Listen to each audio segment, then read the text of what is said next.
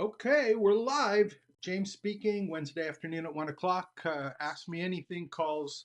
We'll just wait and see if anyone else comes online here. Hopefully, we got sound. All the technical stuff is in place. If not, I'll do my best to turn things up and see if we can get things a little bit louder and go from there. So, the way that these work, if you haven't been to them before, is these are live sessions. I basically take any questions and do my best to either answer stuff if I know about it or direct you to places where I've researched about things having to do with starting, building, or growing an education business. So these are things like coaching, teaching, anything where you got something in your head that you're excited about, that you have some domain knowledge or are willing to do the research on behalf of or the curation for other people and just share what it is that you're interested in. Now, the other thing is I will probably use a couple words interchangeably. And if I do and you're unsure what I mean, please let me know. What I'm talking about are words like community or campus. Sometime I interchange those because it's kind of a gray area, I think, anyway, and becoming more gray. And the focus that I have in these spaces is kind of, moving a little bit. It's a moving target. And really that's, one of the things with all of the AI stuff is that it is an iterative process.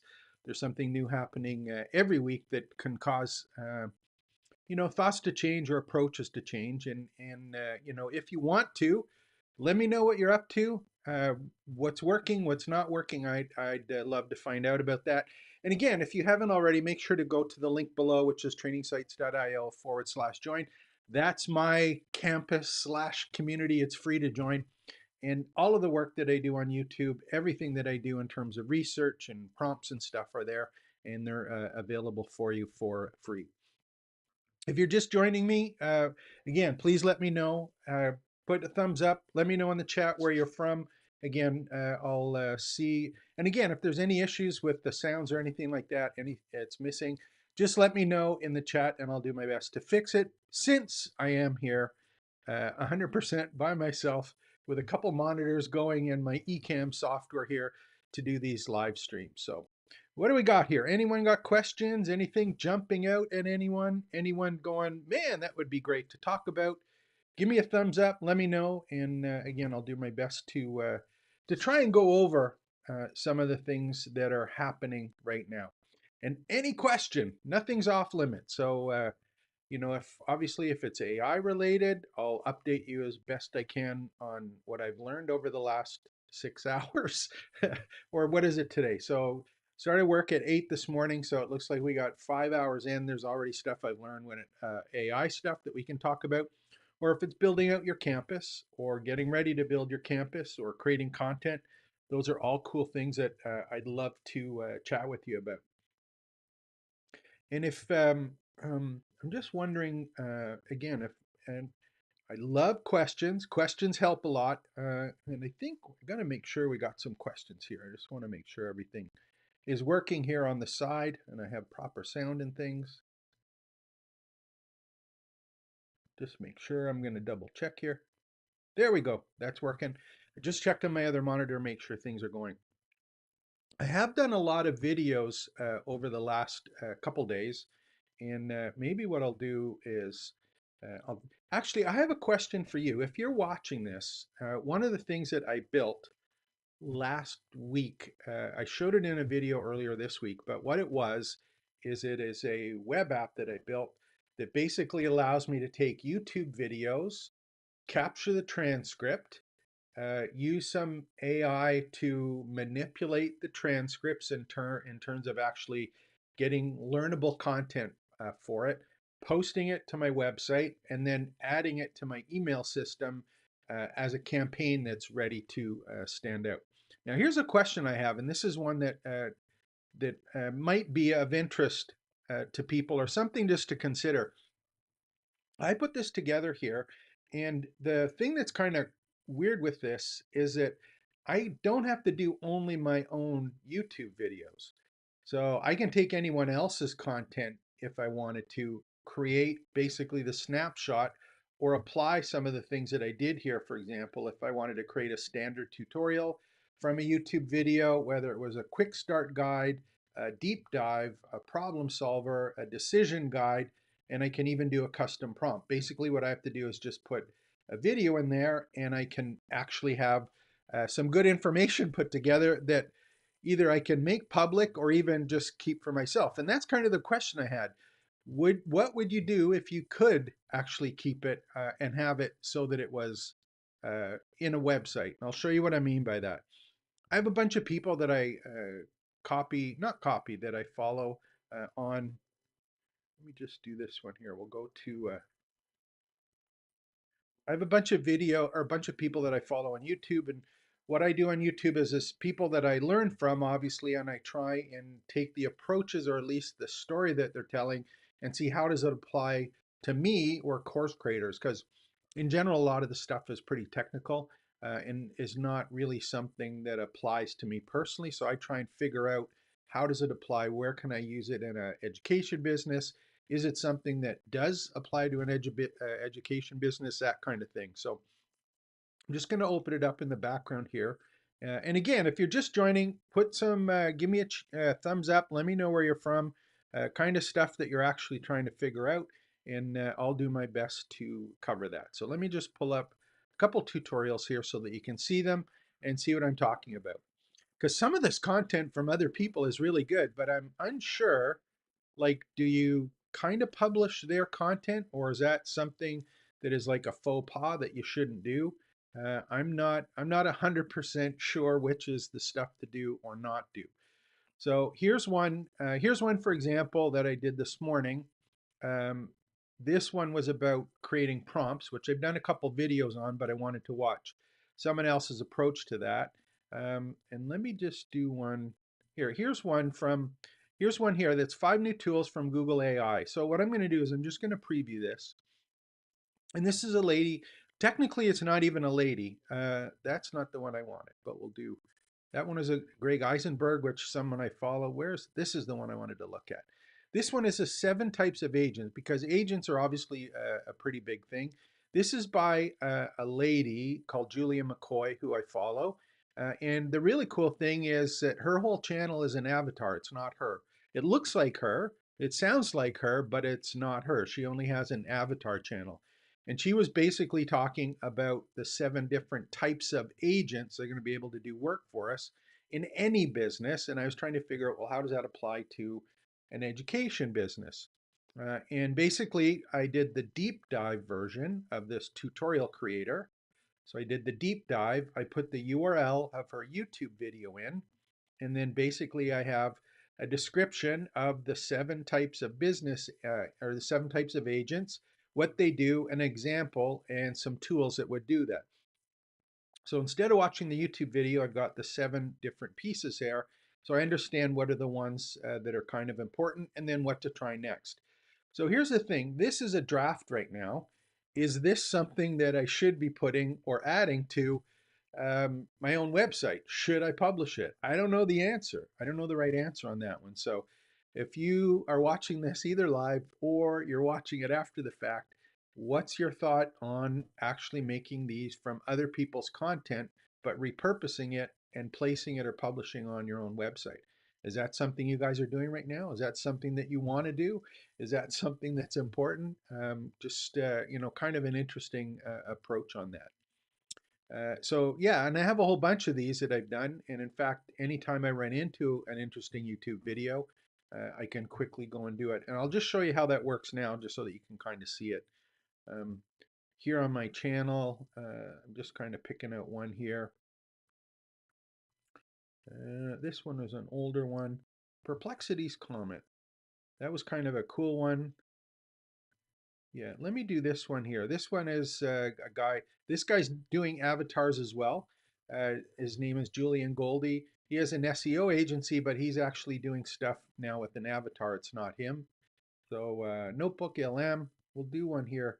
21 minutes ago. That one probably doesn't have a transcript yet, so we'll actually do that. Here's one here. Don't know if we have one here. I'm just trying to find one that is a good one for as well. Okay, so here's one. That's 1 hour. I'm trying to find one with a transcript. You have to have a transcript to actually get these to work. So here's a vibe coding one, marketing against the grain. So I'm just going to open this one up so that you see what I'm Imagine doing. being able to build And I'm going anything to share just it by to get thinking the about it. link. Meet Base I'm 44, going to change the sound. a complete AI creation platform Hopefully it's on. made for. So here's kind of how this works. I'm going to go and we'll do a quick start guide based on that. I'm going to put the YouTube video link in, and basically I'm just going to go and process that. So again, this is one of the things that's happening. You know, you may have heard of vibe coding. This is an app that I basically put together with Claude. There's a whole bunch of really cool ones that are doing this now. We could actually go and sign up for one if you want to. But this is an app that saves me 6, 7 steps of doing stuff manually, even if I had or just used ChatGPT or whatever AI tool by myself, I'd be able to do it. So there, it's finished. And if I want to go and just see what that turned out to be, I'll open that one up and we'll get. So this is now on my website. It's There it is there, and I've got the quick start to it, what the steps are to actually go and apply it, what to try next, practical applications, and a couple other pieces here. So should I make that public? You know, you could just go through and pick everyone's videos that you like and basically go and do this.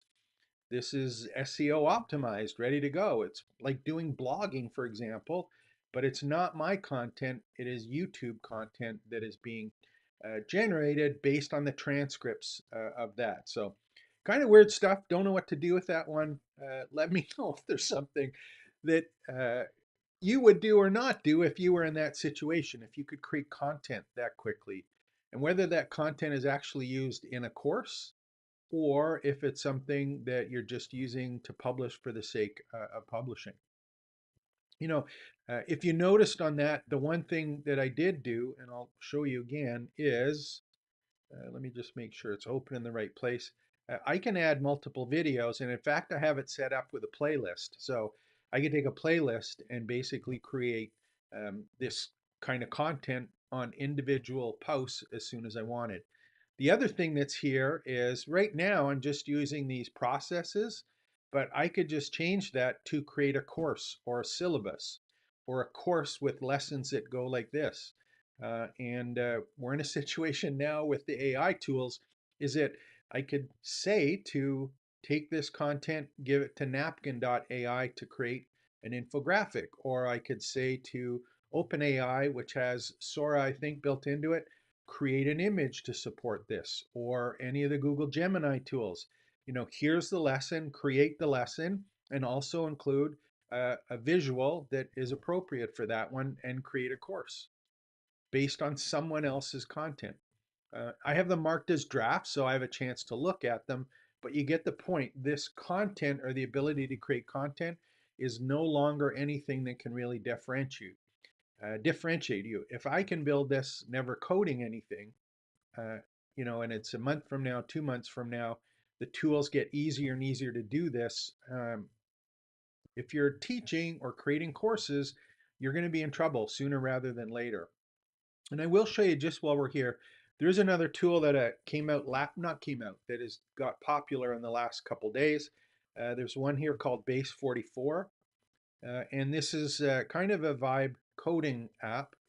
But this one, I'm going to try and get a discount link for you in this one. But basically, you just say, I want to create, uh, here's one they had as a reporting database. You basically just put it in, the text prompt of what application that you want, and it is creating applications from start to finish. And that includes things like logging in, having your own website where that particular one is public. You could have it as a free one, as a giveaway, or something that you're using as with a traditional lead magnet. You can basically don't even bother with the website, just go and build your own app and sell the app. So again, all of this stuff around teaching and education is fundamentally changing what's possible and what's not possible. So we've got to just open our mind, I think, a little bit and figure out how are we going to fit our experience or what it is that we know, love, and do into this, and whether it's creating content or actually interacting with people one-on-one to do that. So come on, who's here? Give me some questions. What do you got happening here? What are people working on? Is it AI stuff? Is it creating courses? Is it creating your own community? Is it creating your campus? What are the things that are of interest? What are the things that you're not sure about? Share some wins, share some struggles. I'd love to be able to help you out with that.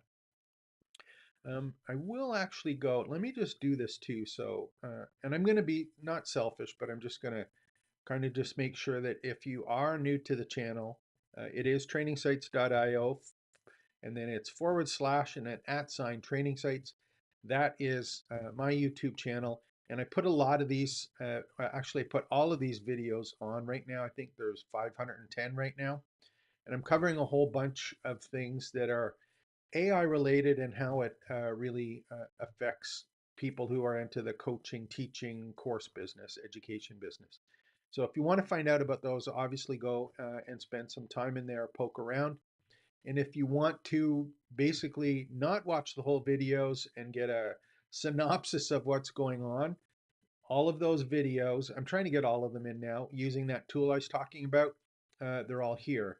So you can watch the same video on YouTube, but I've also got all the talking points and notes and things that are available. And they're also organized in this particular case by different playlists or topics or where they fit into different kind of categories. And you can just go and search there as well. So let me know. Anyone got questions? I'm surprised. Last time I think we had a whole bunch of questions. Is it AI stuff that you're interested in? Is it, what is it? Is it creating courses? Are you trying to earn money with the courses? Are you teaching?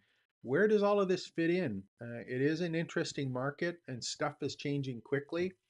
I'll share, if no one has questions, obviously I got lots of stuff in my head to talk about, but I will show you, I'm going to do a video after this. I'm going to do it today because it's something that is kind of cool. And actually, I'll show you two videos. If you haven't watched these ones yet, please go and watch this one here. This one's about virtual teachers in 2025. And this was talking about some of the things that are happening in terms of full-time companions. And again, that one's a really, really cool one. And I think this one here was 3 days ago. The one that I talked about yesterday was this one called Google Portraits. And there's another one, and these are all AI virtual avatar / coaches that are interactive. So think of it this way. You can create a static course, or with static course, hoping that that meets the needs of someone, or someone just goes and says, you know what, I'm going to go and show you one here. And again, this is stuff that is being played around with right now. And if you haven't gone to this one, it's labs.google / experiments. This is available for everyone to go look in. And this is one that is stuff from Google that's coming out. So if you think of the AI Studio, things that are in AI Studio, that playground, aistudio.google.com, where they came out with Notebook LM and the multimodal stuff from Flash, where you could actually have the AI look at the screen or watch the camera or talk to you interactively. This is experiments, which is kind of the step before it goes in there and then actually is made public. The one that I did that video on here, virtual teachers, or this one right here, sorry, Google Portraits, was all about this one right here, Google Portraits. Now, the thing that's kind of cool about this is it's available in the States. Now, if you look at it, it says expert knowledge delivered by AI coaches, starting with a personal AI powered coaching experience built alongside the expert. So they had two that were done there. One was an author by the name of Kim Scott. The other one was a storytelling expert by the name of Matt Dix. So here you are, you have a personal agent or avatar that looks like the person who's the expert, sounds and talks like the person who is expert, and you have this a person available to you 24/7. So it's not booking time with your coach. It's not going and taking a course. It's not watching an hour of video or 4 hours of videos over 12 lessons over 2 days. It's not going to join a class. It's having someone who's an expert with domain knowledge available to you 24/7. This one came out last year. The stats that I did, I think it was like 3 to 12 months is the actual time before they roll out stuff from here. There's a whole bunch of really cool ones in here. The other one that I'm just doing a video on after, which I was kind of talking about it, there's Notebook LM is here. Where's the one that I had? Learn About was the other one. So basically, this is an AI agent that you ask a topic about, it has a conversation, and it will actually guide you through questioning and responding all of the things that you need to do about learning something. So think of this as that search engine, that you're wondering about at the start and then you're trying to search for. This is an AI tool that is here available for you to learn about whatever it is you want whenever you want. So, we've got some fundamental issues here that we're going to have to deal with in this particular space. And if you're wondering, okay, there's all of these cool tools, James, what are you going to do about it? My kind of gist on this is selfishly, I'm betting on, and from what I've seen and the work that I do with customers and other people that I work with on a regular basis, this is going to be the opportunity is going to be something for all of us to basically. I'm going to get rid of the gift there, but basically, what's happening is that ability to be overwhelmed by content and the availability of content. I think the real value for teachers slash coaches slash edupreneurs or anyone in this space is the proper curation and guidance using frameworks that you develop or that you use to guide people through to get whatever outcome there is that they want. So I still think there's a huge opportunity there. That's why it's training sites. That's why I build these communities that basically say, yeah, here's a framework. Here's the AI tool. I'm giving people access to the prompts. I'm giving people access to the AI tools that I use. I'm saying, hey, go and use this one or go and use this. This is the prompt that you use to learn what you need to do, but you should be following this framework that I've developed over my years of experience, or this is the way that I do it. And if that makes sense to you, here's the process that we go through, and here's the framework that I use to do that.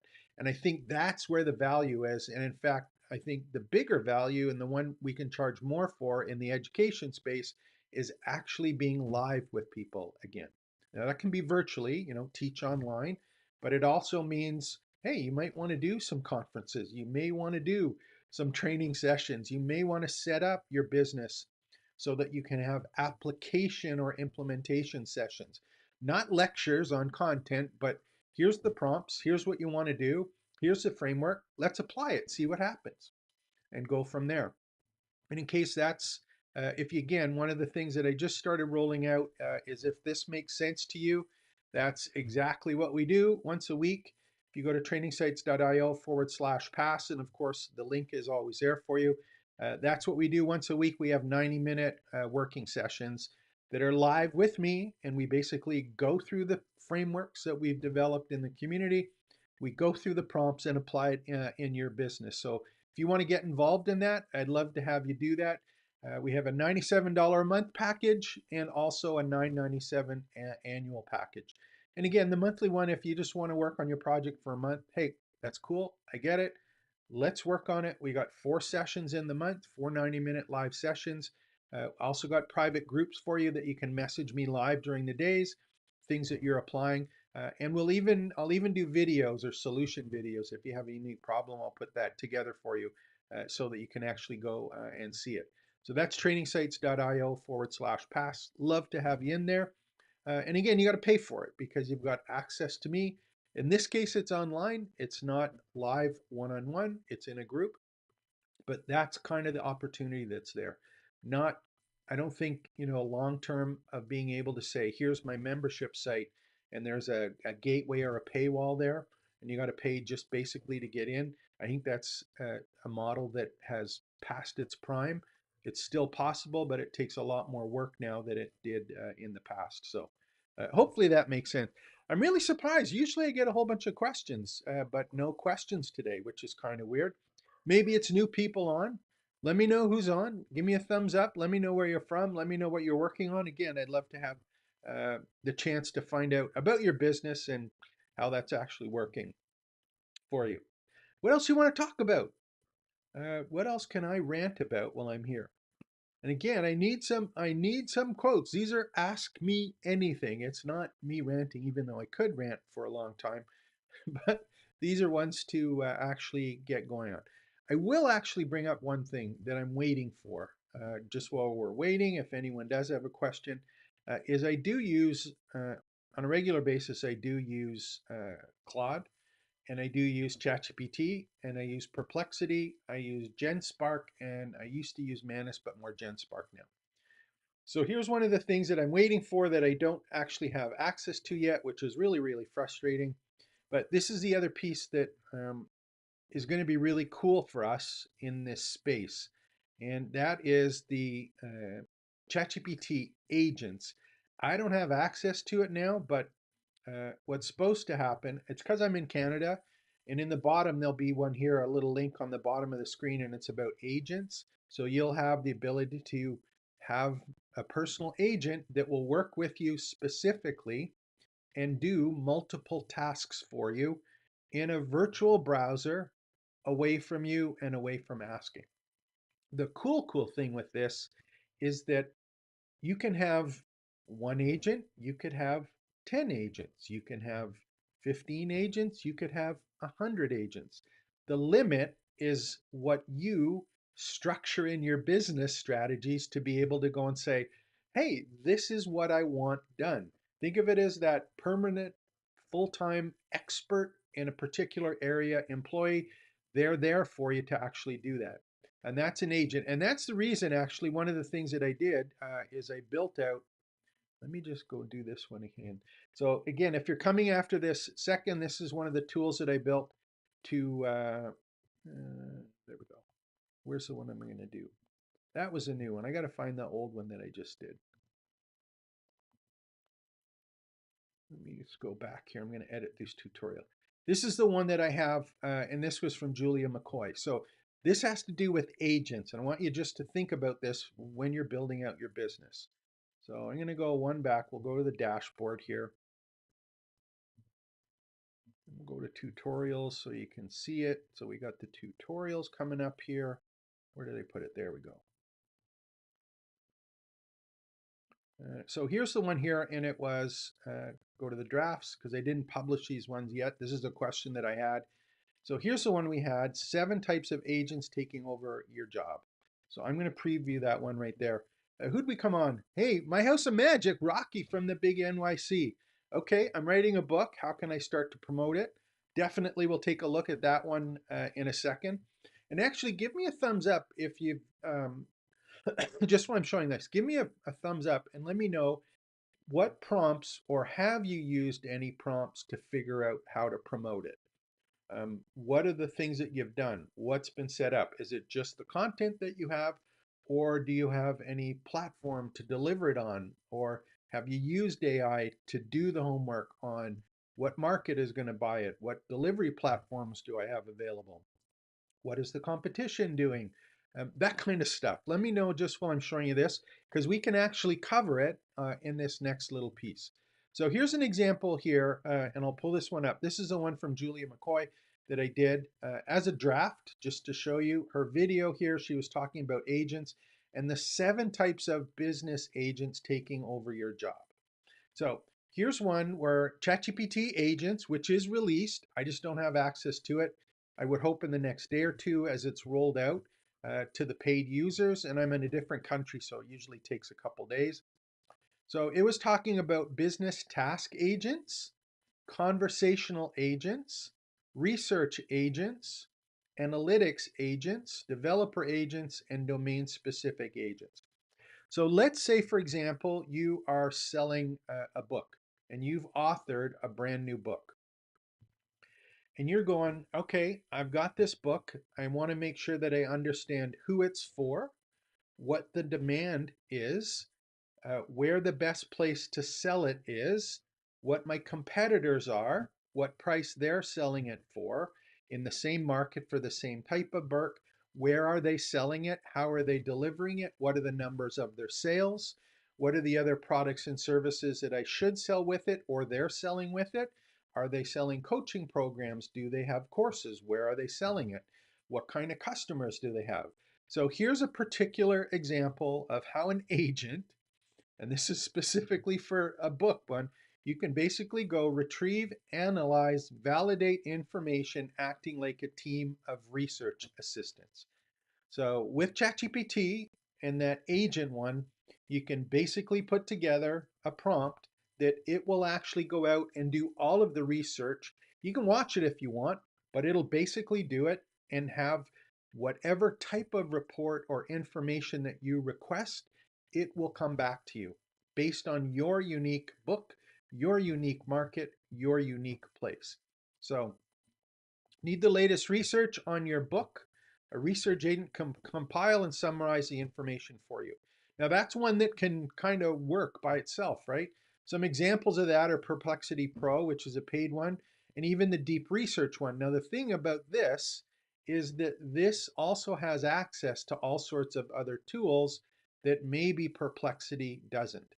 So if it happens that you do have other tools or other research documents or other stuff that you've done, you can give the agent access to your own personal content, the own stuff that you've kind of figured out who you're normally talking to, where you think people are, and it can cross-reference stuff that some of those other tools can't do. And while it's doing that, you can also go and say, hey, you know what? Um, how, in this particular case, what is uh, the best way to market this? You know, look at the strategies. What is the best strategy for marketing books or digital books or hard copy books in my current market to my current people? Build out a marketing strategy for me that I can apply easily to social media, email marketing, any of that stuff, and actually have it do a strategy set out for you. So that's an agent. That stuff is available now with ChatGPT. But if you don't have an agent, then you've got to do the tools to kind of step through that and have some prompts doing that. So that's kind of the big step between agents and AI tools, right? And that's why it's so exciting. You have a particular tool, and I've always been like super happy because you can put a prompt in and get a response, and you go, "Wow, great!" That's something that I couldn't do often or as quickly. And you try and figure out the best prompts for getting the best responses. But we're at the point now where these prompts are being replaced by agents, which are multi-step prompts and responses that are tied or not limited to the previous prompt. So they evaluate or they think, what are the available steps? What's the best step that I should take now in order to get the outcome? So we're not telling it how to get the outcome. We're asking it to get the outcome, and it is taking the steps to get there using tools and or content that is either yours or that you can say, hey, this is a specific place that I want to get from it. If you haven't already and you're wondering, where the heck are some of these prompts or how can I get kind of a quick start on prompts? I will show you this one here. On the left-hand side at the bottom, I do have a prompt library. And in this particular case, when you open it up, I have a whole bunch of prompts and prompt frameworks that allow you to particularly prompt. So let me just, where's the one that we had? So here's one here for social media creation prompts, YouTube transcript prompts. There's a number of them there. Where's the one that we had here? I think in prompts. Course creation, ideas, and hacks. I did have one for building up a strategy, so I'm just going to put it here. Just put marketing. There's a content marketing prompt that's there. Marketing strategy prompts, one that I used at my pickleball friends, marketing email copy, 10 general purpose marketing task prompts, dashboard quick start, course research and brainstorming prompts, uh, descriptions, all of that stuff is available here to kind of get you started through that. So That one was from marketing my pickleball friends. So general strategy and then basic outreach. And again, the prompts are all there for you to take a look at. So again, these are things that are about prompting, but agents are really cool because it's the next step, right? It's like research the marketing strategy, but you could say to an agent, research it and apply the social media thing that you want, and it's going to go and start doing the task. And in fact, right now, just to give you another kind of snippet, I did a video on this one, and I'll show you the video. Where it is right here. Here, this one here. This one here in about 5 minutes using the connectors. So this one right here, and I did a demo on this one. This one here, what happens is Claude has this thing called connectors now, and Claude has access to the files on your hard drive. You can give it access to that, but you can also give it access to Canva. So you can basically say, hey, here is, create a social media program for the next 2 weeks, and then go to Canva and actually create a post for Instagram or LinkedIn or tweets or whatever it happens to be. And it'll go to Canva and start picking either with your instructions and or help, it can go and pick a template and come up and create the content for you. So that one was in Claude Connector. So here's that next step between, am I going to do it manually or can I offload some of this stuff to the agents, not agent, but agents, as many as I want, doing as many tasks as I want, as quickly as I want.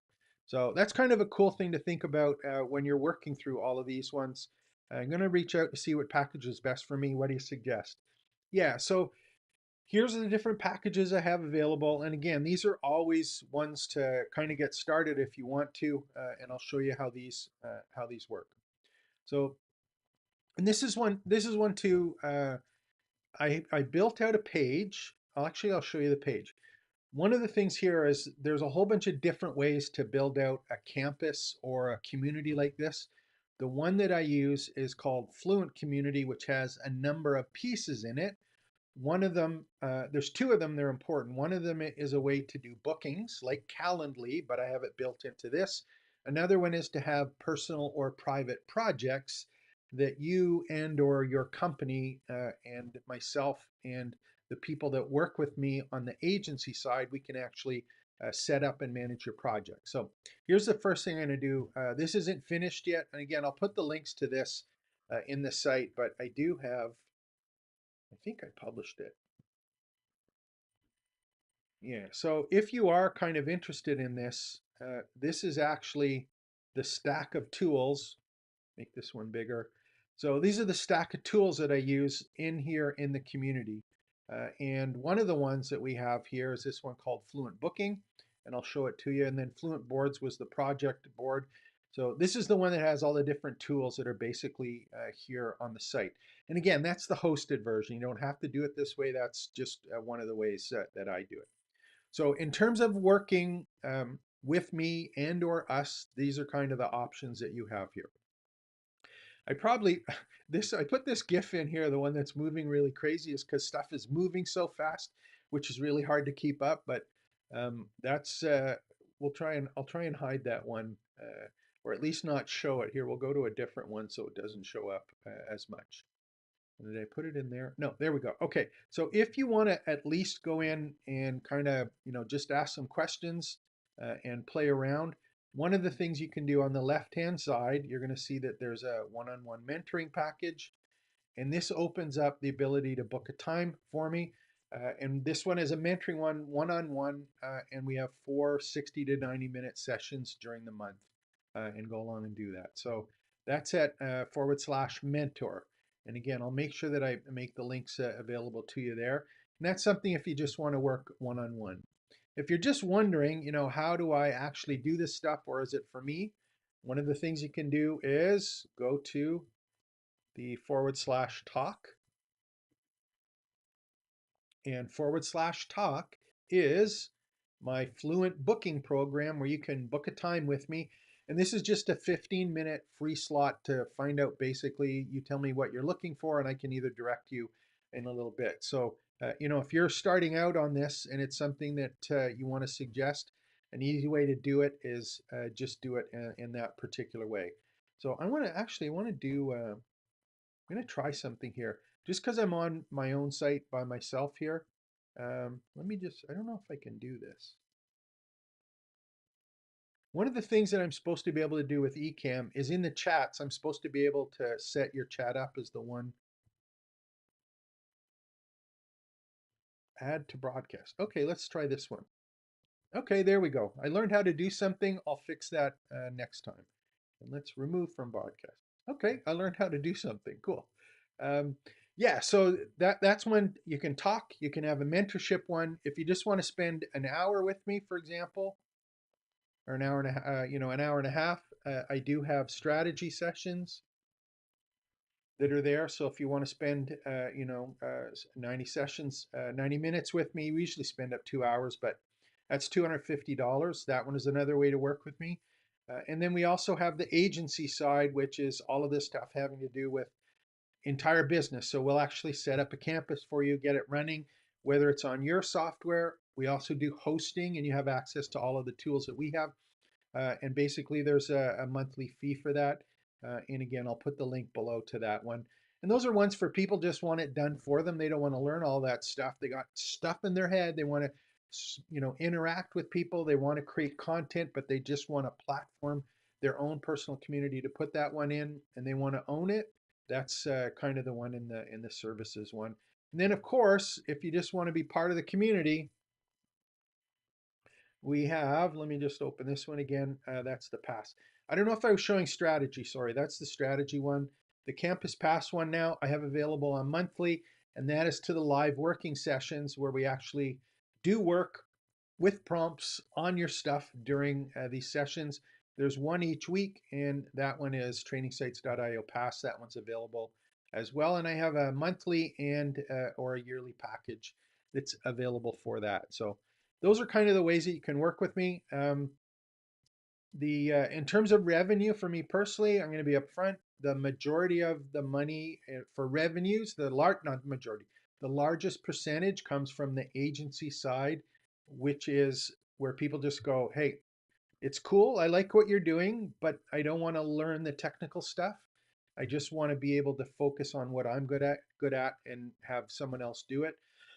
So that's the part that we spend, not spend. That's the part where uh, where I/we uh, earn the majority of our revenue.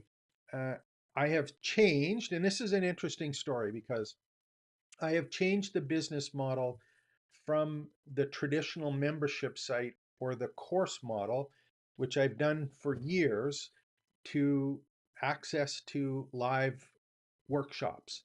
And that's the one that we've just started out here, with this one here on the Campus Pass one, is I'm focusing on giving away the frameworks, but actually spending time with people to go and actually work on this stuff and have some fun learning it and making sure that you can apply the right AI frameworks and or application of AI prompts and tools and services to what it is that you're actually building. So it's not the DIY, here's the content, that's free, give it away. This is that done with you part, which people will pay for when they can't figure stuff out by themselves and they just want some clarification. That's the monthly done with you part. And the done for you part is that agency side, whether it be a strategy session or a full done for you kind of service. That's the upper level. And in terms of businesses, what I'm seeing is that done with you and done for you is the real opportunity now in terms of having an education business. It's providing a service, not the content. It's letting people use AI to create content, but clarifying and helping them apply what it is that they're actually trying to figure out there. So, what have we got for questions? Any more questions? We've had some questions. Let me know. What do you got happening? What's going on? If there are no questions, what I will do is I'm going to give a shout out to a young guy by the name of Sammy that I had one of those 15-minute talks with today. And the only reason I'm going to mention it is because it's not a problem, but it is something that I see on a regular basis. And just to keep your head open to this situation to make sure that you Either don't fall into it or at least understand that you're in it and be able to work around it. So here's one of the things that happens on a regular basis. I have people that come to trainingsites.io and they have an idea for a course. Or, and again, my House of Magic, you might have an idea for content, whether that be a course and or a book or a digital asset of some kind, whether it be a checklist or, an ebook or audio files, but just some digital content. And as much as having that content is really, really important, the only thing that I can say, and was brought up to me again this morning, was that it is not enough any longer to have good content. Actually, hasn't been for a long time, but having great content that is super unique is not an education business. You can work really, really hard with a whole bunch of traditional digital marketing strategies, whether that be social media strategies or SEO strategies or paying for paid ads and getting people to a lead funnel to try and build a list to do things. Joint ventures, those are all available to you. However, that is a very crowded market. And for all intents and purposes, the content that you may have created in your course is something that other people can create just by using some prompts that they have access to anyway. So, having said that, and just kind of putting it out there, not to harsh anyone's mellow or be mean about it, that's just the reality right now is content is generally free. What is not is your unique approach to applying that content. So that's why I think frameworks and application implementation is the new course, not the content, but it's the teaching of the framework and how to apply it. So if you have that along with the content, that's great, but there's all sorts of steps that need to be done before and after it. So, if you're, talking about, again, this is the stuff that we talk about. If you just have a course and go, man, I'm all set, I got a course, that's all that I need. Um, there's 10 actual steps involved in marketing these things or actually going through with them. And I'll show you basically the 10 steps. Again, this is free for you guys here. I have my 10-step campus map here on the left. And again, please go through this. This is a high level overview of it. All of the maps and links and steps and processes are here. This is my framework on the things that you have to do. And you can see that we've got the getting started part, you know, building your online business, the introduction, discover the perfect niche and topics for your book and or books and or courses, the campus goals for your education business and for you personally, making sure that you have a proven product before you spend time actually going out and creating it, choosing the right tools to be able to go out and market it, building the actual campus, creating the content. Creating the content is like step 6. So a lot of people come and say, yeah, I got great content to sell. Yeah, how do you know who's going to buy it? If they do buy it, does it fit a business model that is something that earns the revenue that you want? How are you going to grow it or scale it? Do you even want to grow it or scale it? How else or what tools or services do you need to actually go and do this? So, in the 25 years that I've been doing that, these are 10 steps or things that you will do if you have any kind of digital business, but I've applied it here to an online education business as it relates to having a community and or a learning campus, a place where you're actually teaching stuff.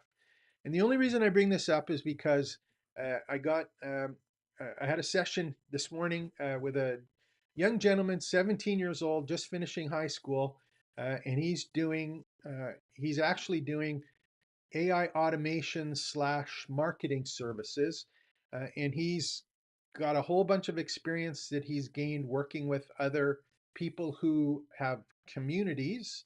In this case, he's been working a lot with people who use School in terms of marketing their schools. And if you're not familiar with School, I'll open it up here. And School is a software as a service platform that it's a big directory of different schools, for lack of a better word. And they basically allow you to have courses that you can go use. Some of them are free, some of them are paid. But people here who have a school still have to market their school. And this young gentleman who I really admired for like reaching out. You have to remember, it's like you've got a 17-year-old kid in high school, and he's out pitching some old school digital marketer that's been doing this for 23 or 24 years. We had a great conversation, so it was kind of cool. Like, are you talking to your grandson? It was kind of weird in that respect, but putting those pieces together. When I was talking to him, he had some ideas for services, but there was nothing else around it. Um, and these are the things that if you want to create a business, you're going to have to add these things.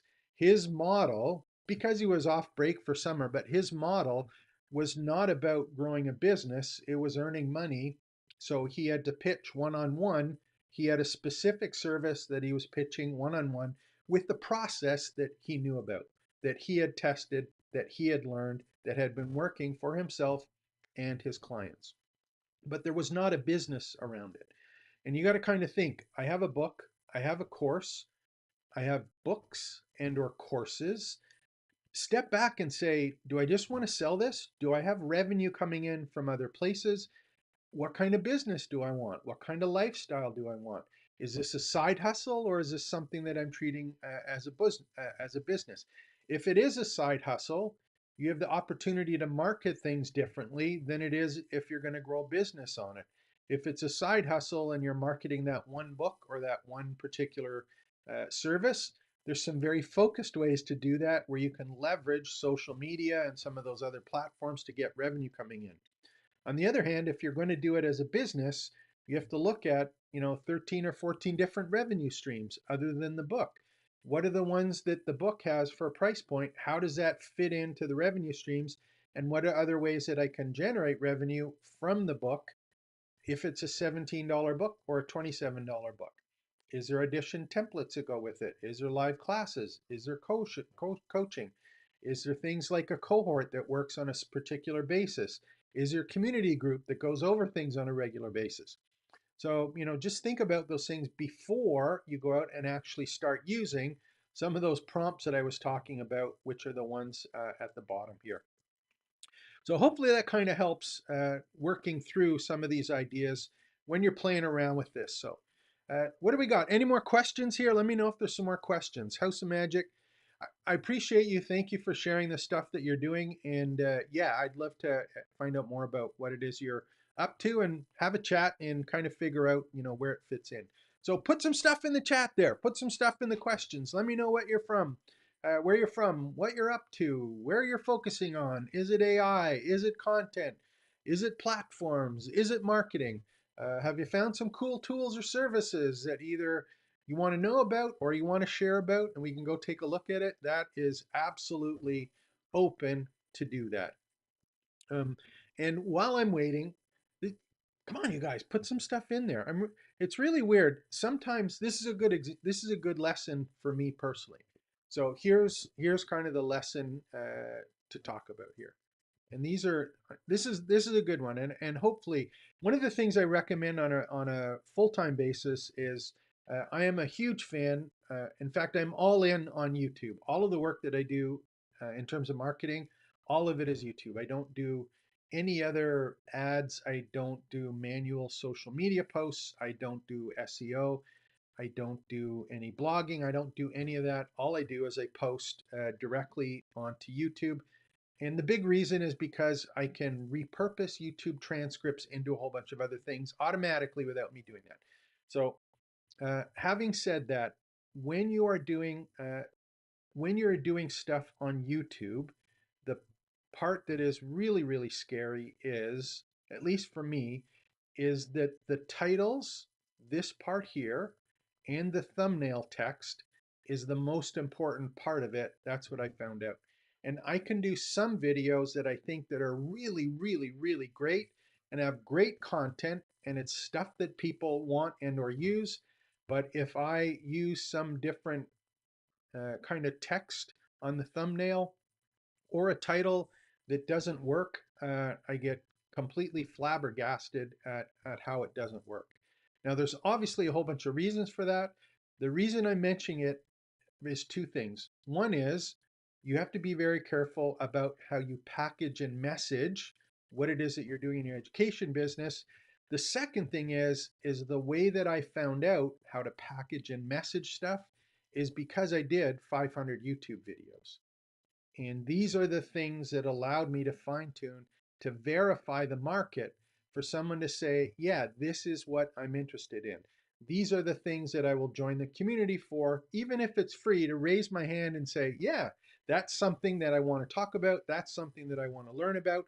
So, if you're playing around, please make as many YouTube videos as you can, as fast as you can, about all sorts of topics related to what you might call your niche, and play around with the titles, with the thumbnails, see what works, do more of it, see what doesn't work, do less of it, and try and work your way all around that topic, not the niche. Topic, not the niche.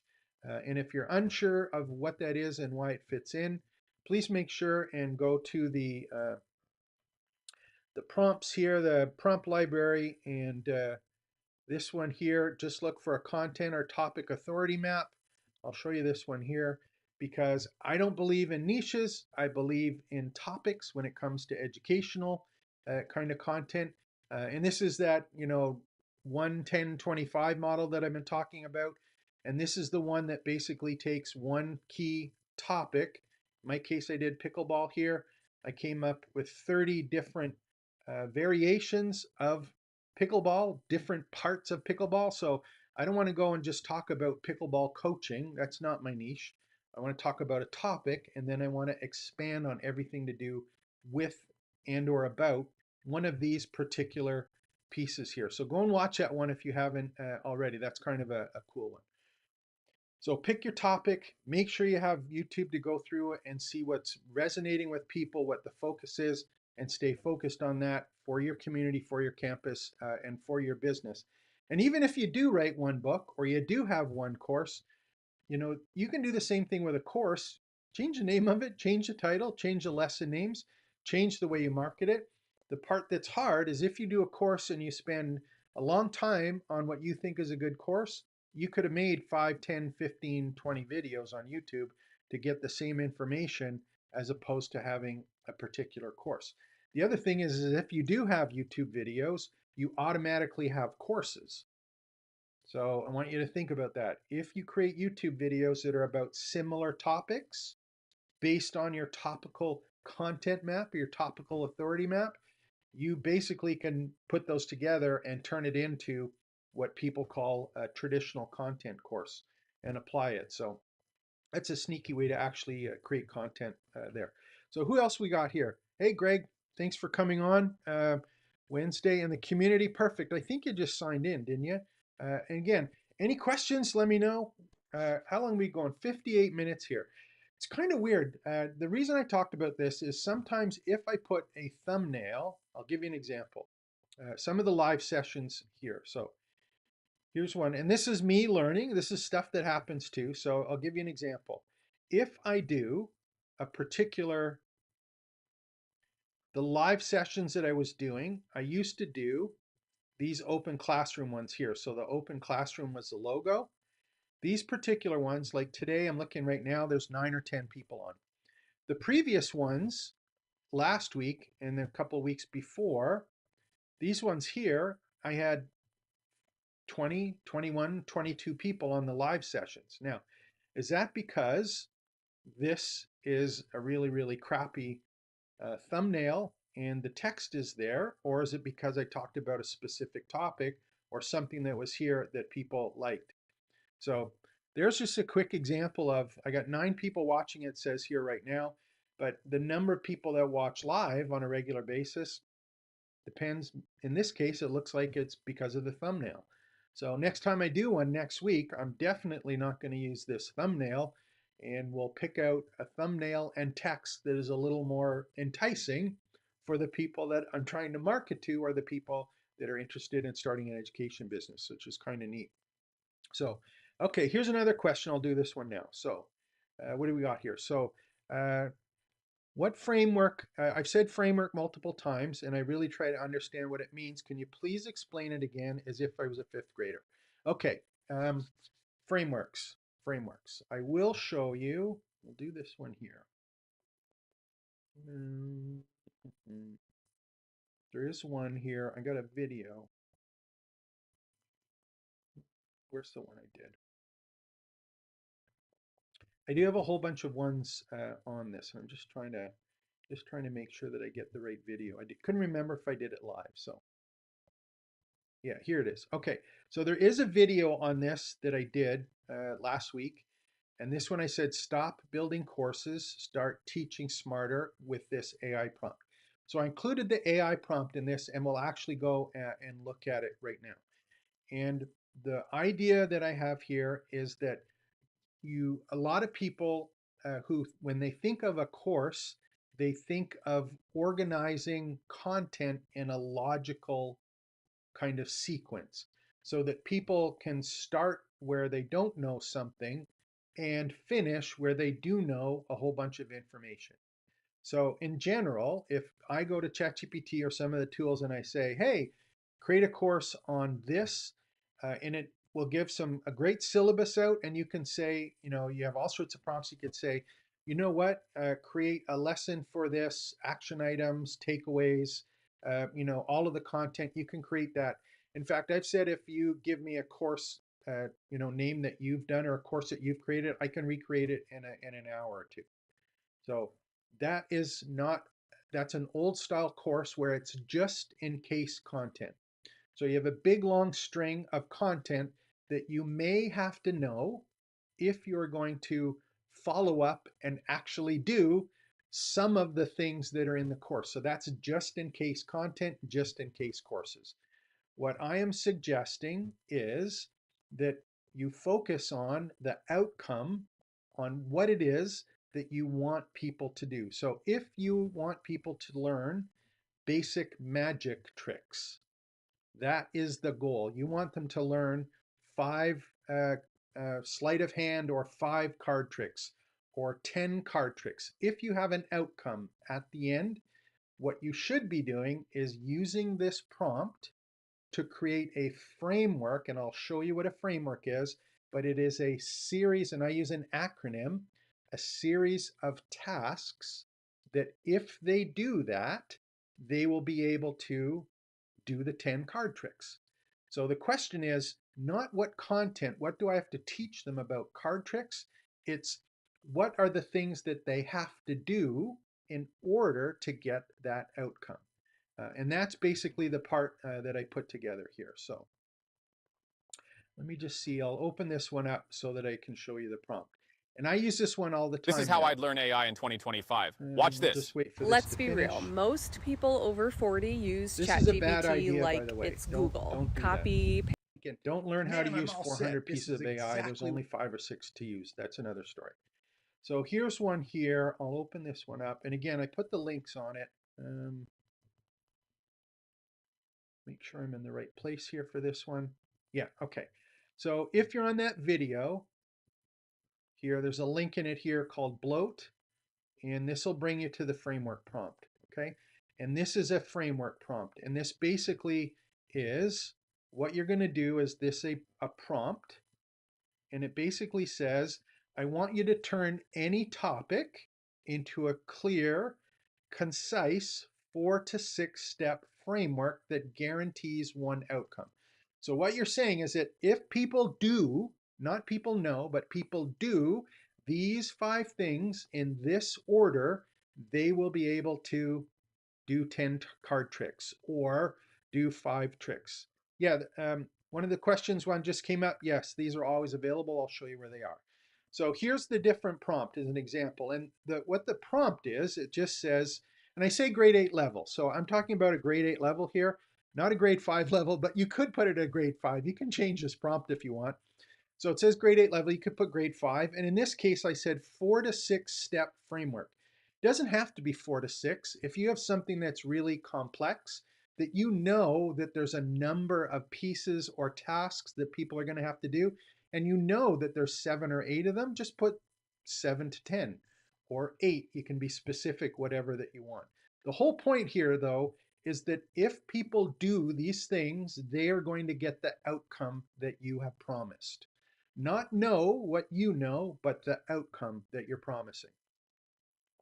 And again, this is important because if we're going to be in a business and a training business or education business, people can get content now. What they can't get are the outcomes that they want without doing all of their own curation, all of their own kind of searching through stuff, all of their trial and error. They're looking for someone who is guaranteeing the outcome if they follow the steps that they teach. And that's why I think selling courses or selling frameworks, not courses, that's where the real value is for us, kind of making yourself and the outcome. So this is basically what it does. It gives a framework name, which is catchy, and I'll show you some examples. And in my example, I said, give me 2 sentences for the why of each pillar, why it's important, one action task to do it, and a 25-word one. So here's an example of some that we can do. So I did one here and I said the topic, helping busy parents exercise at home. Audience is parents with 2+ kids with little free time.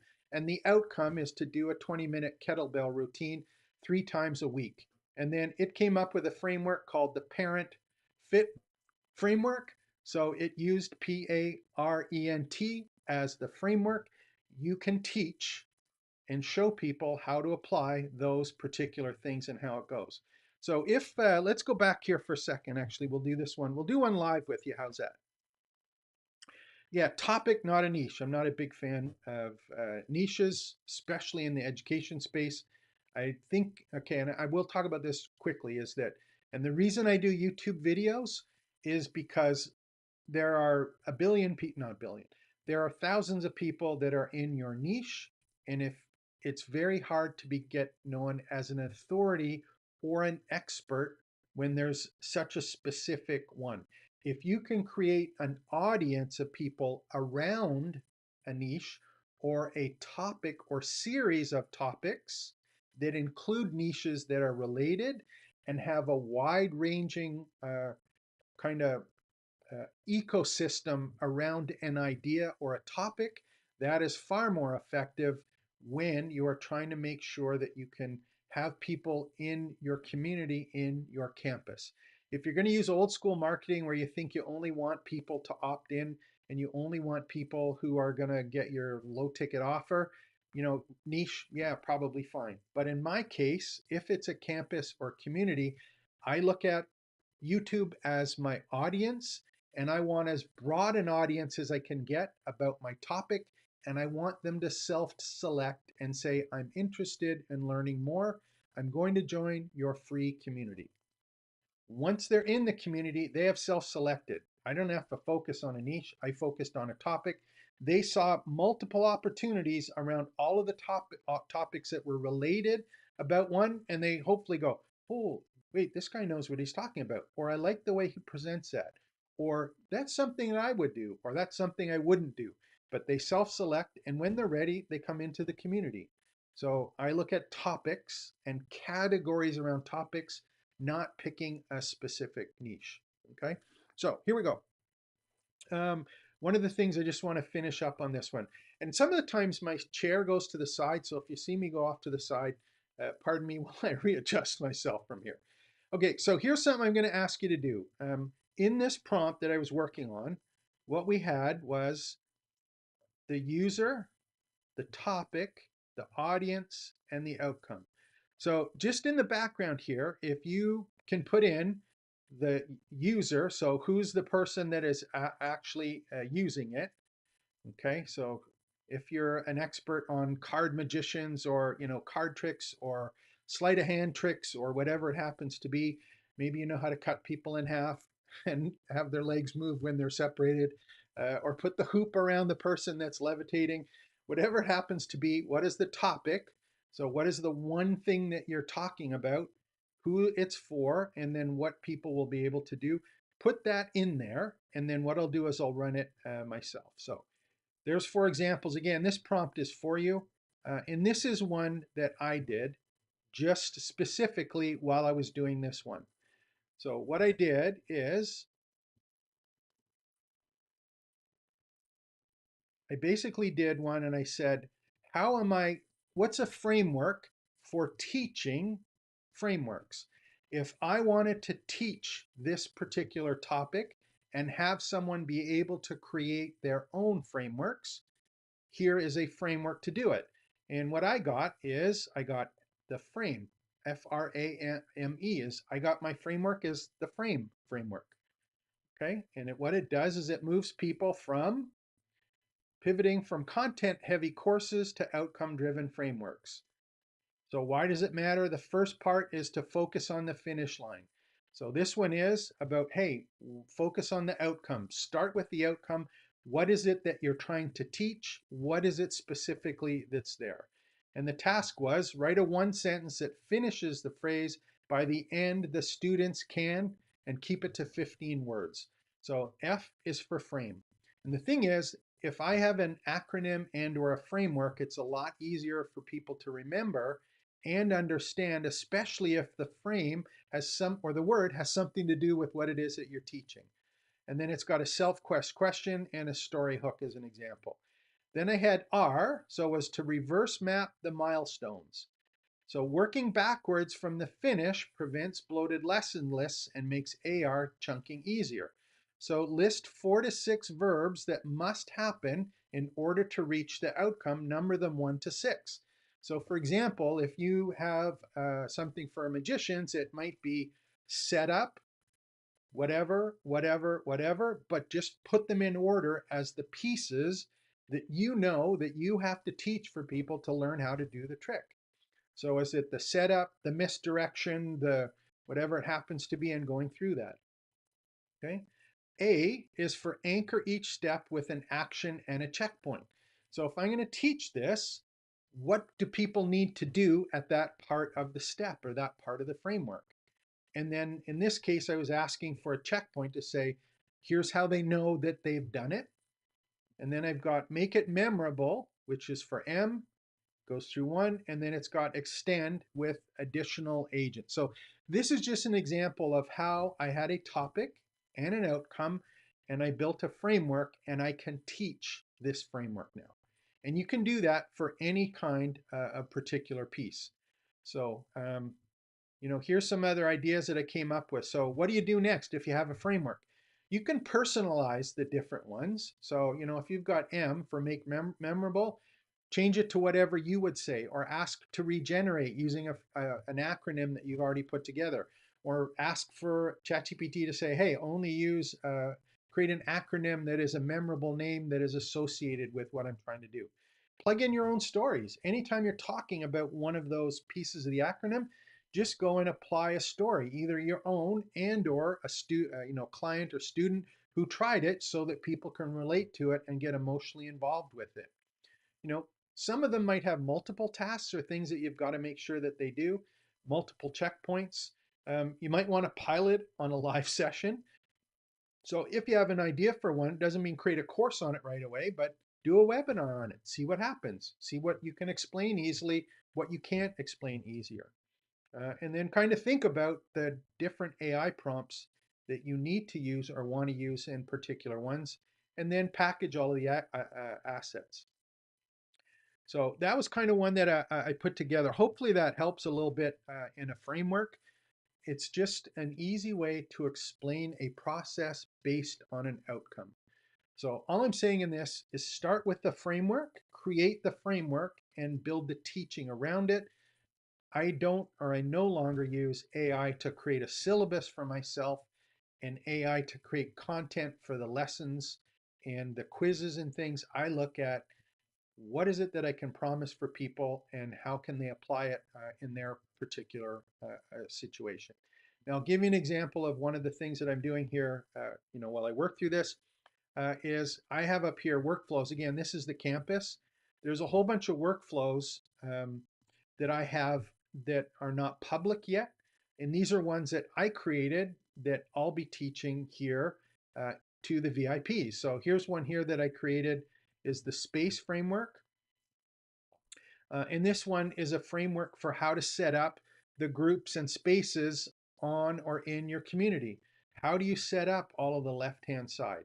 And this is a framework for actually putting it together and organizing it and getting people done. So that's one that I used in a framework. So teach the framework. I did another one here that was this one here. This one is about how do I pick which community to build, which service to use. And I had two that were here. One of them is a launch for beginners, and I had another one was growth. So this was two different frameworks. The launch one was for beginners. The growth one was for people who are a little more technical and wanted to get going.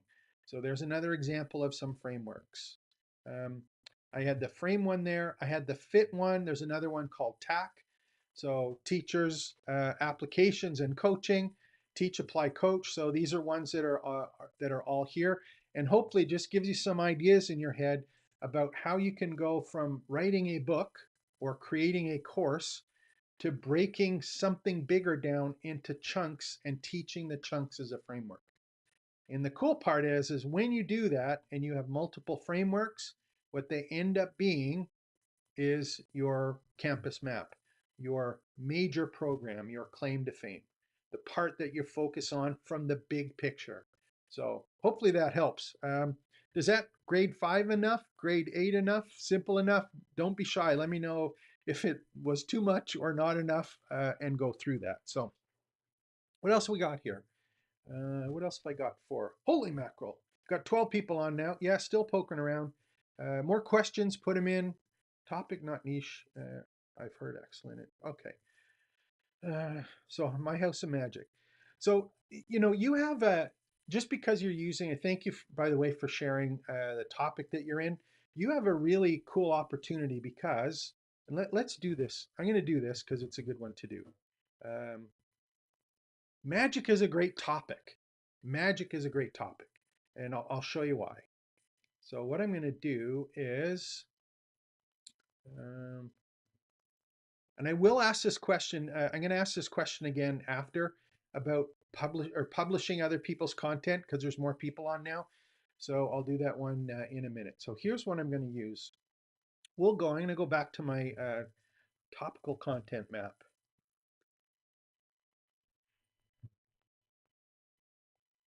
Content or topical authority map. Okay, so here's the way that I look at education businesses. I focus on a topic, not a niche. And the way that I do it is I call it a 1-10-25 map. You're going to see it. I've added a little bit to the start to it, but this allows you to take that topic, turn it into subcategories, turn those categories into questions and answers and ideas for your campus and your community, your courses, everything that you are doing in around magic. Now, the thing is, it gives you all of them. You can focus on or start with one grouping of them and then start adding the other pieces. So if you start in magic and you start with card tricks, that's fine. Then you could do sleight of hand tricks as another one and start adding on to them. So let's go take a look and see how this actually works. Content or topical authority map. So this one, I'm just going to copy this one and I'll open it up for you. So this one says, I want to create a topical authority map. My main core topic is magic. Please give me 30 semantically relevant but unique subtopics or content pillars under this topic. These should be useful for course lessons, community discussion areas, and workshop content. So I'm just going to copy that and I'll open up a version here of ChatGPT and we'll open up a new chat. And just remember here, whenever using ChatGPT for someone else, just remember this is working off my memories, right? So it may have some biases towards what I prompted before. I could go and do a temporary one, or actually, yeah, why don't I do that? I'm going to close this one. Where's the one for a private one? I can't remember where that is. Private chat. Can't remember where that one is. Don't remember. We'll come back to that one. So what I'm going to do is I'm just going to paste this in. And again, there's the prompt, and I'm going to do the main one as magic. And I'm going to ask, on this one, I'm asking for 30 semantically relevant. And what that means is that they are something that would be asked for along with magic. And I'm just going to do the prompt here and let's see what happens. Again, I'll try and make this a bit bigger so that you can see it. I can't actually with the app. I forget how to do it. Okay. So 30 content pillars it's coming up with. History of magic and illusion, psychology, ethics, famous. Here's one about stage presence, persona, script writing, routines, audience engagement, participation, voice movement and body language, magic, kids versus adults. So I've got 30 of these particular ones that are here. So they came up with 5 types of magic here. So this one here is close-up magic, right? So intimate performances at tables or small groups. So what we're going to do right now is I'm going to go back and we'll take a look at the next step here. And what it is I want to generate 10 variations per subtopic. So the topic that I have is close-up magic, and then I want to do 10 variations of it. And generally I would do this for all 30 that I got above, but I'm just doing step 1. So I'm going to copy this one, which says, let me just go and we'll open it up again so you can see this. This one I'm going to go and we'll paste it in. And this one says, for the topic of, give me 10 useful variations or angles I could use to create lesson content, discussion prompts, or workshop sessions. These should each explore a unique facet, challenge, stage within the subtopic. So for the subtopic, I think we had close-up magic.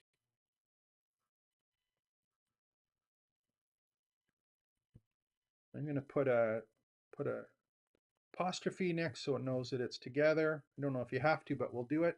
So what's going to happen here, we're going to go and run this through. And what it's done is took one of the 30 and it's giving 10 variations of it. So we've got foundations of close-up magic, like what makes it different, lesson ideas, mastering misdirection, everyday object message, audience interaction and psychology management, the pocket setup, layout and logistics, card magic essentials, magic in motion, silent magic, and so on. So, if you don't like these, you could say try again. You can also say I wanted 5. You could say I wanted 25. But it's coming up with all of these ideas of things that, could be something on there. Card magic essentials is just an example. So we went from one topic to 30 different categories to 10 individual subtopics on that category. What's next? We'll take a look here. And the next one is, for the topic variation, give me 25 of the most frequent or most challenging questions for learners, members, or community participants they should have. And again, I'm asking this from the perspective of creating course content, right? You don't have to do that. You can change whatever the output is, but I just did this to show you what happens. So this one here, pull up ChatGPT again. We had, let's do this one. We had, let's do, we'll do magic in motion. We'll do this one here. So basically I'm saying for the topic variation, I just picked one of them. Give me 25 of the most frequent questions. So this one's saying, okay, here, this is what we're focusing on. Maybe this is a niche, but I want 25 of the most common challenges or questions that people have about it, and we'll open it up. And let's see what we get.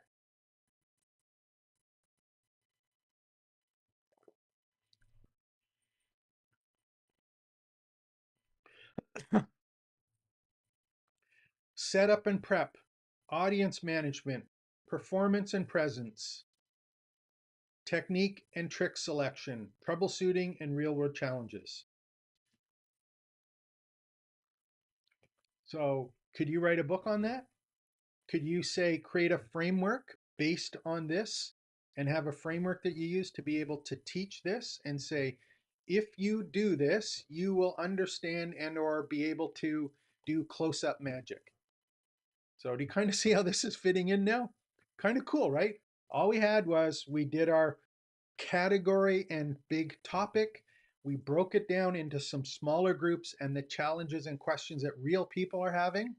And then what we're saying is create a framework from it and then teach the framework so that people can do one of those 300 different ones that we had. So what do you think of that one? Do you like that one? Give me a thumbs up. Something you can use? Just going through here. Perfect. There we go. Aces English. Hey, thank you very much for coming on. There we go.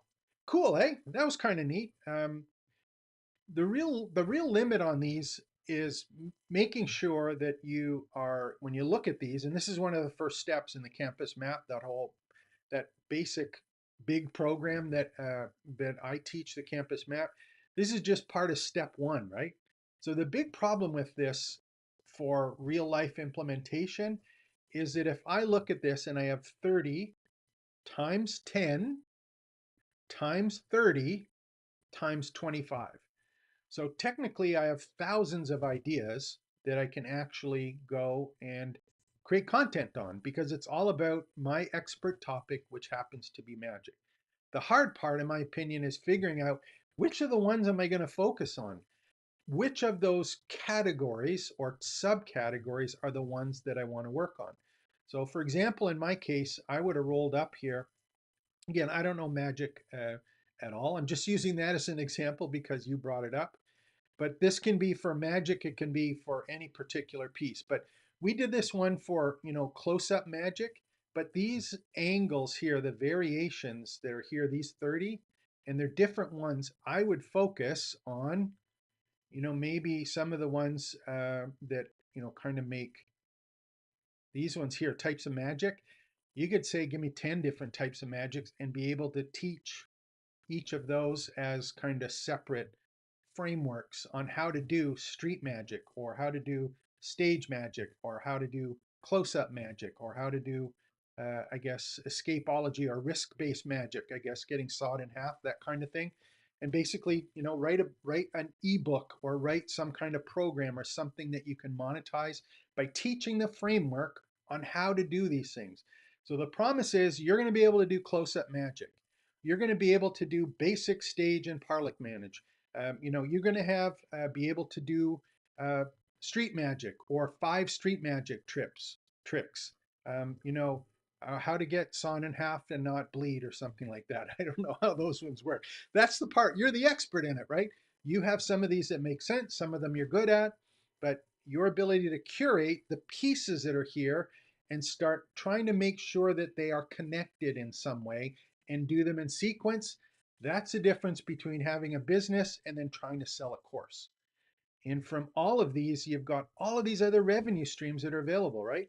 If you do close-up magic, or even escapology or close-up management, you can do coaching sessions. You can do, in particular cases, I'm guessing again, not in your space, but there may be specific tools or things that you use.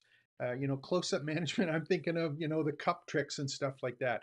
Are there cups that you can sell? Are there things for sleight of hand that you can sell? Is there particular templates that you can use? Is there a way to market your business when you're doing that? Is there all sorts of services that you can do? Is there all of these different checklists, handbooks, all of these different things in and around it?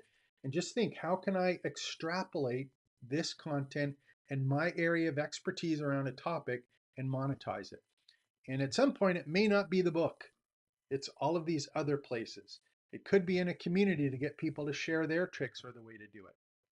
So this is a whole, we're in a great, great, great space if we're in the teaching business, if we're in a coaching business, if we want to be an educator, if we just want to share something about what we know and do. AI is an absolute gorgeous tool to be able to curate it, but we still have to kind of make sure that we can teach it. And that means talking to people. It means sharing with people, whether it be in front of the camera or a Zoom call, or in person. You got to get good or at least feel comfortable being there and being out there. I don't think creating content is valuable anymore. In fact, I'm pretty sure that it's not, and it's going to get worse, especially over the next, hopefully, what's the date today? 23rd? Hopefully, in the next week, it's going to get even more difficult because I am convinced from what I've read and what I've seen is the stuff that's happening with ChatGPT 5 is going to be absolutely mind-blowing compared to what we're doing now. The agents, which they did last week, which I'm still hoping to get a chance to see, that is going to do all sorts of stuff that we never even considered or thought of handing off to someone. And I've used the example, talking about, looking at this whole idea of doing, let me just pull up and I'll make sure that I show the video. I did a video, we'll pull this one up here. I did a video called GPT-5 versus, where is it? Yeah, there it is. Courses versus GPT-5 visits. So this one here, you GPT-5 agents and GPT, which is there's a whole bunch of other pieces other than the agents, but there was this one here too. Yeah, this one was a couple of weeks ago, but if you go take a look at that video, you're going to see that all of the things that teachers did in terms of the content portion and the organization of the content is going to be done for us. So the real part is, how do I interact with people? How do I basically show people the application and implementation of information? And I'm all in and giving the prompts to people and saying, hey, here's the prompt. Here's a way to use it to get you to where you want to go. Don't hide the prompts. Don't hide your content. Give that all away. Give it all away. But keep that process that is unique to you, that framework, those steps, and your way to teach it. That's the part that you can monetize, either in person or live online or one-on-one, or you can have it behind some kind of paywall if you want and do it as a traditional course. That's another option there as well. So what do we got for questions? Any more questions? Been going an hour and a half. I'll take some. Aces is there. Who else we got here? Anyone else want to ask a question? See anything else? Comments? Give me a thumbs up if it was something of value for you today. Again, I do these every Wednesday at 1 o'clock. And got my pitching hat on here right now. If you want to go and work at applying these prompts and these strategies to your own business, please make sure to go to, make sure I'm in the right place here. I'm going to open up my screen. This is trainingsites.io/pass, which is our paid community where we do live Zoom sessions. They're not YouTube live streams. These are live Zoom sessions where you and I actually chat, and basically we take a look at your business, the campus map, all of the prompts, the steps. We actually do it with you live and basically work on a prompt. You work on your machine. I work on my machine. We work together. We take the steps. These are working sessions. It's not any kind of lecture or stuff like that. It's like, hey, what do we need to do today? Let's focus on this. Is that something you want to focus on? Let's go and apply it. What are the things that you need to do in your business? Which are the ones? Let's go and take a look at it and work on it. And I'm expecting you not to listen, but to be engaged and actually work on this stuff. So we have that Campus Pass program. And again, you can go to trainingsites.io/pass where this is. And we have two different payment methods. We've got a $97 a month one and a $9.97 a year. I would love to have you in there. We also have private groups with live chat all during the day. So if you're working on something and you want it specific to you, I'll either do my best to answer it as I can when I'm there. And more importantly, one of the things that we do for Campus Pass members is if you have something that is a problem, you can take a video of it, a screen capture of it, put it into the group, and I'll basically, do an answer on how to fix it, or at least get you in the right direction to be able to do that. So that's kind of cool for those. So that's trainingsites.io/pass. And if you just want to talk, and again, I have these links, I'll put them below. I think they are below, and if not, they're in the community here. But I also have trainingsites.io/talk, and that is an opportunity for you, if we haven't met before, just to spend 15 minutes with me one-on-one. Tell me what you're up to, and I'll basically have a chat with you and see if I can help you, and if not, get you into the right direction. So hopefully you enjoyed this today. I have fun doing these things. I'm so pumped about it, so excited about this AI stuff.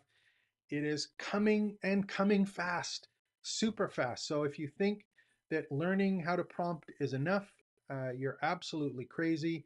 There's wild things coming, especially for teachers. And I think, and I use the word teachers, coaches, anyone who's doing education, that it's coming where this is going to be virtual, one-on-one, and just in time training. And that is coming faster than you think.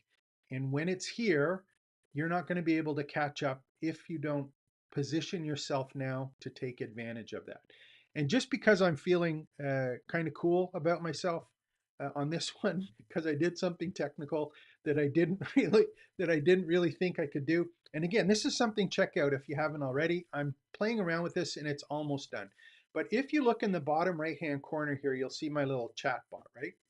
Just in the bottom right, there's a chat bot. So here's an example of what's happening with these virtual teachers. And here's a good example. I have this chat bot set up now that I have ingested all of the video transcriptions, all of the FAQs and documents, all of the blog posts that have been made. They are now in a what's called a vector database, and basically it's a place for ChatGPT or Claude or any of these tools to basically go respond. If you put a question in the chat here, it's going to respond based on what's in that content. It's not going out to the world to do it. It's doing based on my content. So it'll do that first, and then it'll go out if it doesn't have the answer there. So here's the thing that's happening. We've got now a chat bot that's here. The examples of the videos that I did earlier in the week, which were the YouTube ones. Let me go back to this one here. We'll go back to YouTube for a second. The ones that I did on YouTube about the avatars, and those examples are ones that I did on my own channel. Where's the ones? I'm going to pull up my just so you see it, because this is kind of cool stuff to kind of figure what's going to happen here. So I did it as a chatbot. The ones that are coming out now that I did the live streams on are avatars. So this one right here, Google Portraits, the one I just did the video on yesterday, these are expert authors who have an avatar and will speak to you based on their content as the expert. So Google has that out now in labs. Grok 4.0 had Companion, which they're using for adult companions, but the same principle will apply. So you got a situation now where, yes, you can create a course, or you have bots that are trained on your content or someone else's content, or both, or you have a virtual coach or a virtual teacher that is available to everyone that has your content on it, and it is trained on your content. So, just this is available now. Is it wide stream? No, it's not. Is it going to be? Yes. And from the research that I was doing, just looking at some of the stuff that was here on, where's the one? Google Labs, it took, in some cases, this is the one portrait. So when I was talking about, that last video was about the one, that's here. The one for Notebook LM took, I think, 4 to 6 months before it was in labs. And then it went to being something that was public available to everyone. So you have something as cool as Notebook LM, which if you haven't used is an absolutely awesome tool. That particular one was here, and then you have access to it.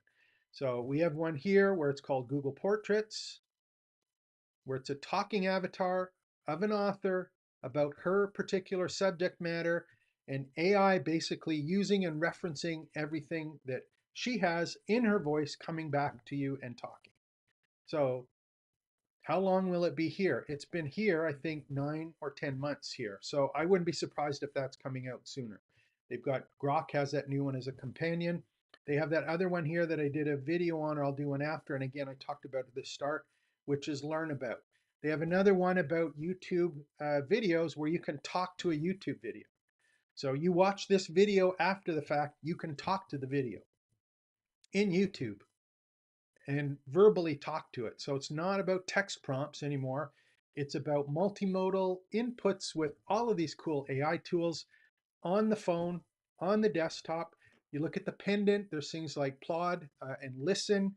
There's ChatGPT, OpenAI just signed up with John Ivey, I think Johnny Ivey, or he's the guy that did this funny little thing called an iPhone. So ChatGPT is coming with a device that is going to be with us all the time, someone teaching us all the time. So we've got to get ourselves packages. If you're going to be an education business, it's going to happen sooner rather than later. And I would love to be talking to you in 3 months from now, or 6 months from now, or at the end of the year, and see again, what happened? Where is this? What to have people have access? How quickly is it happening? And I've read some of the things about, the turnaround time right now.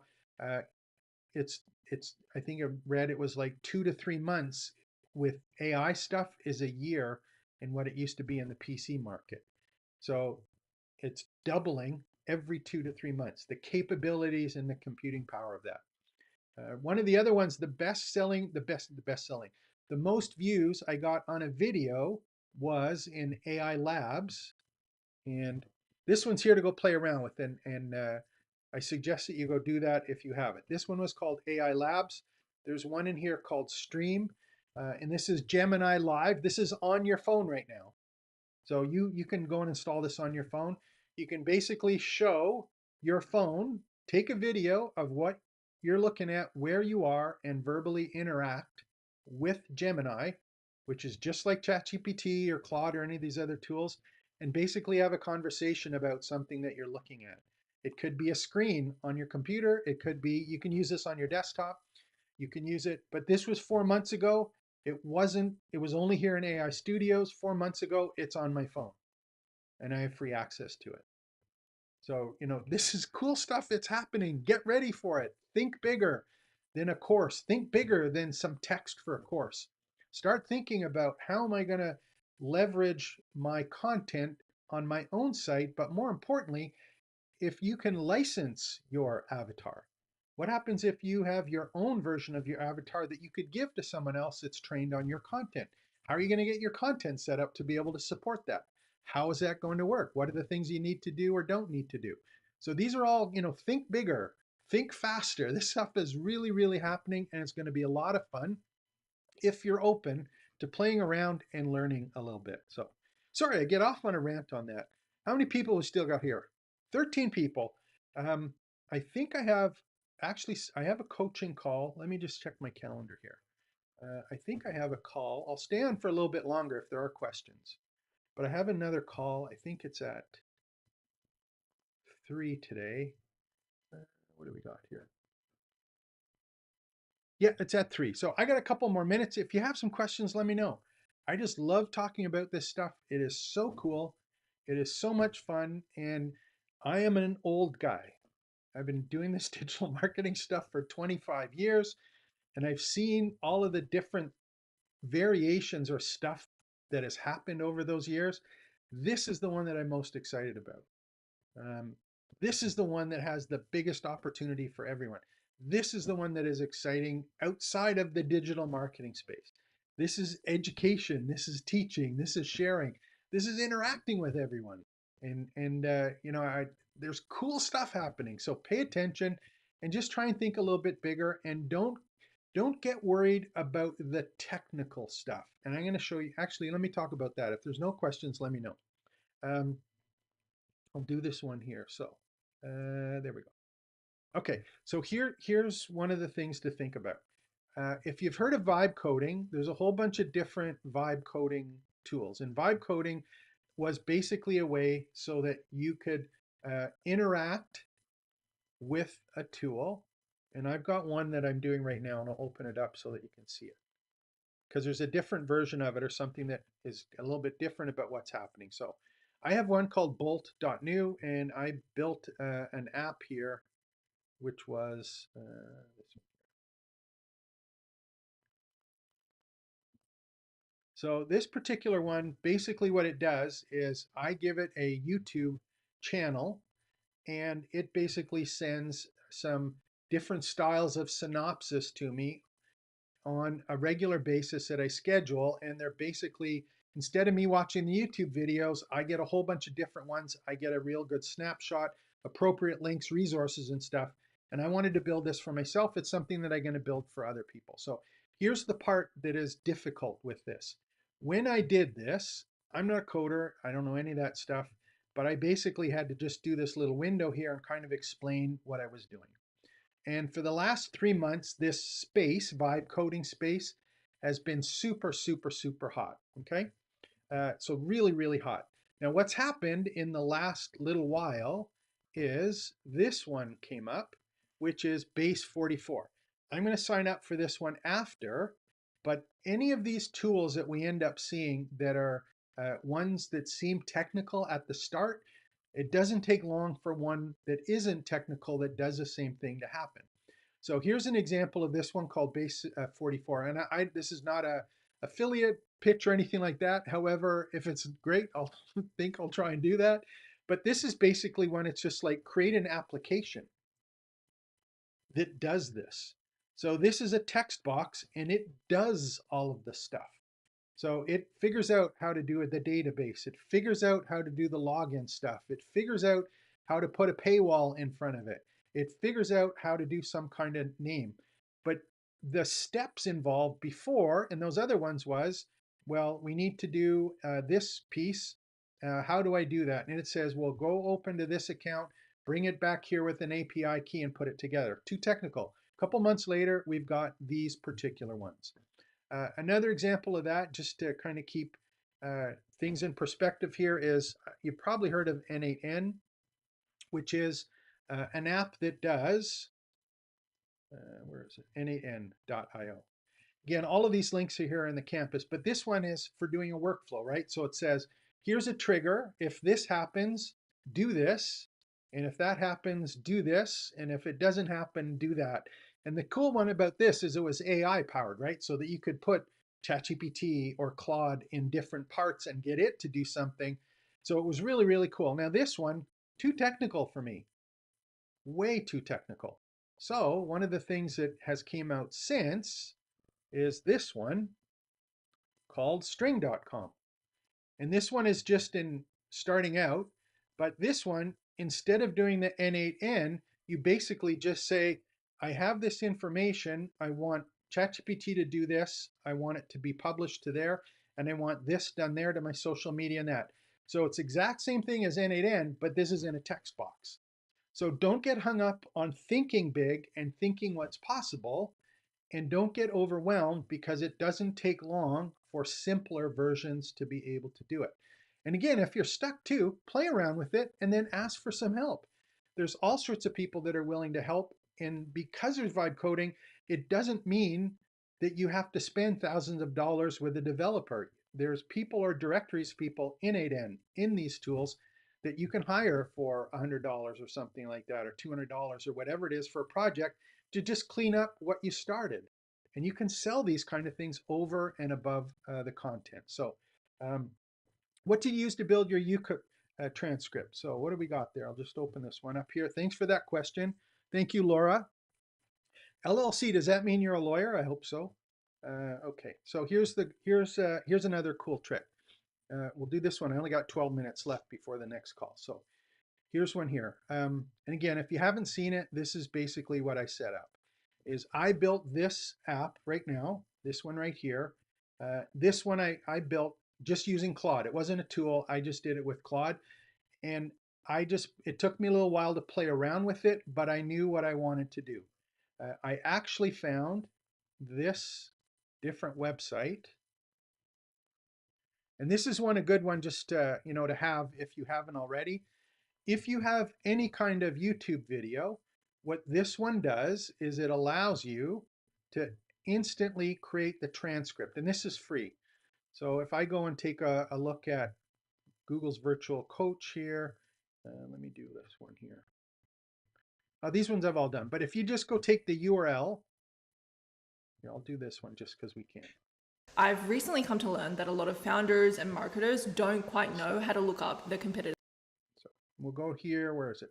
I'm just going to put it in. Again, this is free, so I'm going to extract the transcript. And what it does, this tool goes and it gets the transcript and it's time-stamped. Okay, so there's the transcript. So I didn't go to Descript or anything, I just went here. Now the cool thing is, this is in some respects, it's like a notebook LM, right? If you want to study guard, things like that, it's available to you. but I knew that this had a way to connect to it. So what I did is I said, you know what?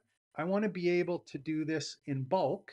And what I want to do is I want to have some choices on how I want the content to be massaged, messaged, or synthesized. And I came up with these 5 different ones, and then a space for a comfortable one. And this interface was built by Claude. I didn't have anything to do with it other than telling it I wanted to create an interface that would allow me to do that. Claude did this. I didn't ask for it at all. And basically, I just put the prompt in, and I said, if I get this prompt, and if I get the transcript, what I want you to do after that is I want you to do this synthesis. And then what I want you to do is go to my WordPress site and publish it. In my case, it was with a tutorial, but you could do a blog post. You can, you'd obviously have to go through the steps of getting these connected, but I had it do it. And then what it does is it basically goes and takes the content, and I'm going to open this up and save it. We'll put it in. Again, I did a video on this so you can see the whole thing, but basically it takes, in this case, I did this one this morning, and it's someone else's content, but there's the YouTube video that did, and it ran the quick start on this one on what to do. So it's synthesized the content, and it's put all of this information done. And in my case, I have it saved as a tutorial that is in draft. So I didn't go and maybe change it. I want to take a look at it, maybe take some stuff, add some stuff, whatever is appropriate there, and I can do that. So I took a YouTube video, transcript, and I posted it to a WordPress site, which is basically how I've set up this. Now, the cool part for me, and this is why I'm so excited about these ideas, is that if I go to, let me just pull this up here. If I go to, and I want to go and we'll go to the dashboard here, I want some other pieces to happen, right? I said I don't do any social media posting because I'm not good at it and I don't like doing it.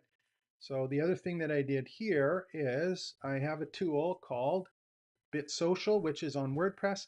But if you're using Metricool or some of the other, Social Bee or the other tools, you can do this something as similar. But what I did is I said, you know what? I want my social media accounts to automatically post that new tutorial with the featured image and the snippet and a link back to it. I want to be able to post it to Facebook, LinkedIn, Instagram, Twitter, etc.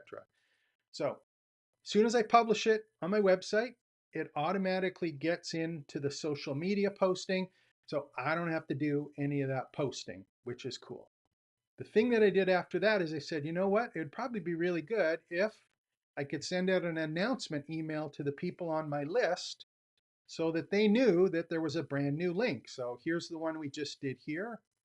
If I go take a look at this, it took and created an email with the information about the tutorial, some of the stuff that's there, and a click to watch that goes and helps them or brings them back to the tutorial. So that's the workflow that I've got. YouTube video, transcript, transcript to post, post to automatic social media, post to automatic email announcement. All of it goes back to the tutorial, and I didn't do any of it other than created the YouTube video. So hopefully that helps. Kind of a little bit of a sidetrack to go through that. And this is something that can be done in a number of these tools. And, looking forward, if you're thinking about, how can I do this or how can I monetize this? If you are wanting to create a new magic trick, or if you are wanting to show people how to do something that you do using your framework, and it is some steps, just start thinking. I'm not saying do it, but just start evaluating, is this something that I can turn into a web app? If I had this web app available and I said, you know what? Who else wants this? Is this something that you would be willing to pay for? Is this something that people would go, yeah, definitely. I just want to do YouTube videos and I want the marketing stuff done for me. I don't want to waste my time with it. So hopefully that helps you out, gets your head thinking a little bit. I got to get going here because I got a meeting in 6 minutes, a strategy session. Thank you very much. Huge shout out to everyone that came on. I appreciate you asking questions and playing along on this really cool journey with all of the AI stuff in education business. If you're watching this after, you're at the end, you stick around, trainingsites.io/join. The community's free. I'd love to have you in there, learn about what you're doing, and share all of the great stuff that I've been able to put in there, prompts and videos, and the stuff that you guys are sharing about all the projects you're involved in. Like and subscribe to the channel. Look forward to chatting with you again. Take care. Expect the best. That's it for today.